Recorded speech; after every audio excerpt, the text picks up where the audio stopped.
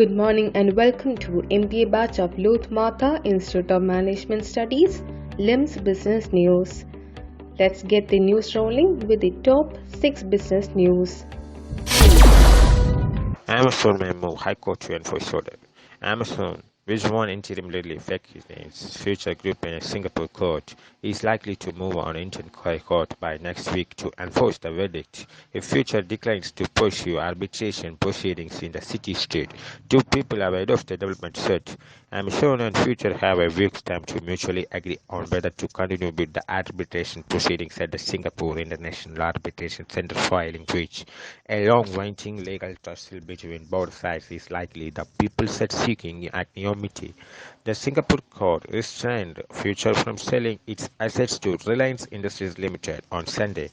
The disputes between the two parties led to Future's sale of its retail, wholesaling and warehousing assets to Mukesh Ambani's Reliance for rupees 24 crore and 713 crore. Amazon, which owns a 5% indirect stake in Future Retail Limited, has contested to states in the Singapore court, claiming that its own 2019 investment agreement bans Future Group for selling its assets to Reliance.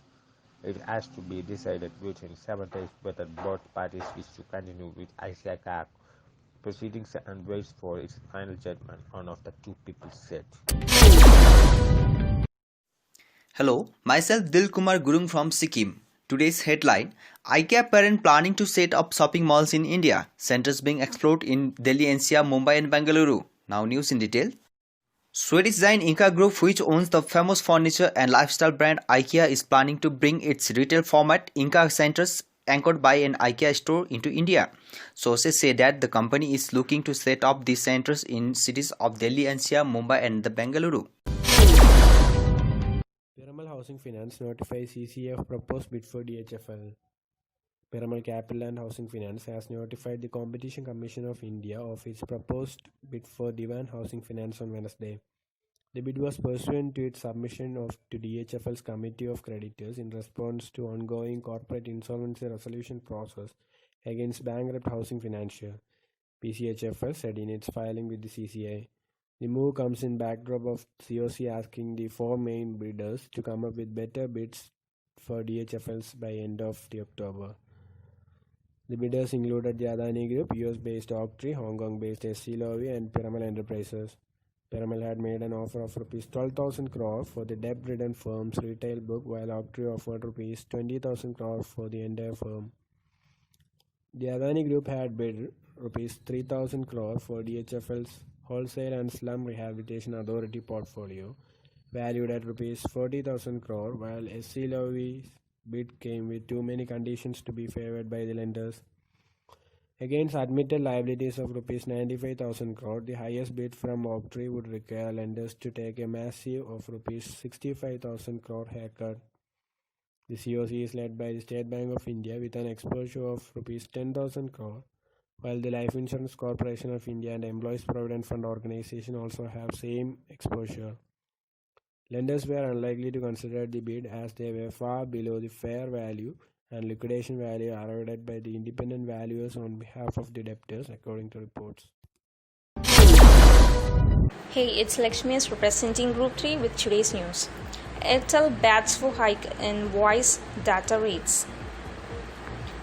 Voice and data tariff need to go up as current rates are unsustainable, Bharti Airtel Limited Chief Executive Gopal Vittal said.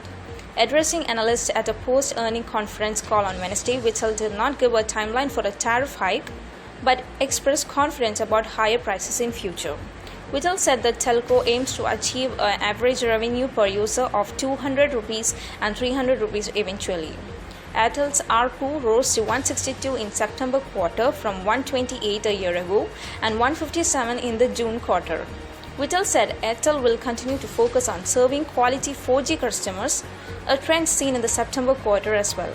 During the quarter, the telco recorded a sequential growth in 4G users of 14.4 million to 152.7 million, up 48% from a year ago. Airtel now has 440 million users in 16 countries. Vittal said the company is studying the low-cost smartphone space, adding the telco is yet to decide on the approach and is focusing on migrating its 2G 3G customers to 4G network. In August, Bharti Airtel chairman Sunil Mittal too had pitched for higher tariff, calling the current rates unsustainable. Airtel's ARPU he said, is expecting to cross 200 in 6 months due to higher digital content consumption. Mittal said the rollout of 5G technology will take a few more years as India has an undeveloped ecosystem. He said the reserve prices of spectrum enabling 5G services are unaffordable and act a deterrent for 5G implementation. Thank you. International flights halted till 13 November. DGCA has said international scheduled flights may be allowed on select routes on a case-to-case basis.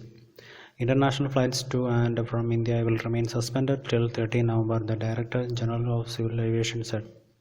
The decision to extend the suspension of such flights for one more month from 31 October has been taken as the COVID-19 pandemic does not seem to have abated enough. However, international cargo operations and flights specifically allowed to operate by the aviation regulator, such as repatriation flights, charter flights, and flights under the Vande Bharat mission, will continue to operate, a DGCA circular said. Flights under the air bubble arrangements with other countries will also be allowed to operate. India has bilateral air bubbles in place within 19 countries such as the US, the UK, France, Germany, the UAE, Qatar, and the Maldives. India is also in talks with other countries for resumption of flights under air bubbles. An air bubble is a mechanism to resume flights between India and other countries with preconditions, which regulate movement in view of COVID-19 pandemic. The aviation regulator also said that international scheduled flights may be allowed on select routes by the competent authority on a case-to-case basis. India suspended international flights on 23 March to contain COVID-19. Limited domestic flights have been allowed since 25th May.